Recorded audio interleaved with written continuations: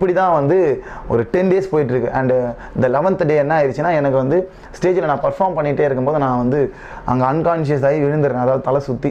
என்னென்னு பார்த்தீங்கன்னா, இதுக்கு மேலே என்னால் வந்து நான் வந்து பெட் ரெஸ்ட்டில் தான் இருக்கணும் அப்படின்ற சிச்சுவேஷன் வரும்போது, ஸோ அவங்களே லெட்டர் எழுதி கொடுத்துட்டாங்க. இதுக்கப்புறம் உங்களை வச்சு எனக்கு ஷோ பண்ண முடியாது, உங்களோட ஹெல்த் தான் எங்களுக்கு முக்கியம், நீங்கள் உங்களுக்கு எதனா ஆயிடுச்சுன்னா அது நான் எங்களை ப்ளேம் பண்ணுற மாதிரி ஆகிடும், இதுக்குலேருந்து நீங்கள் குவிட் பண்ணிக்கங்கன்னு சொல்கிறாங்க. பட் அவங்களுக்கும் லாஸு, என்னோட ரீச்சும் குறைஞ்சிடுச்சு. இதுக்கப்புறம் வந்து வீட்டில் வெளியூருக்கு போயிட்டு மேஜிக் பண்ணுறது இல்லை அப்படின்ற செக்மெண்ட் ஆயிடுச்சு.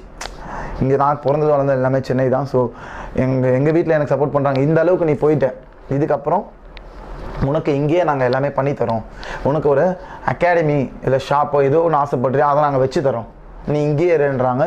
ஸோ நானும் இங்கேயே இருந்து சென்னையில் ஒரு அகாடமி ஒரு இடத்த ரெண்ட்டுக்கு எடுத்து இப்போது நான் அந்த இடத்துல தான் இருக்கேன். 5 years ஆக போகுது. ஸோ அதே இடத்துல தான் இருக்கேன். நான் ஸ்டார்ட் பண்ணுறேன். அப்போ என்கிட்ட வந்து பார்த்திங்கன்னா அந்த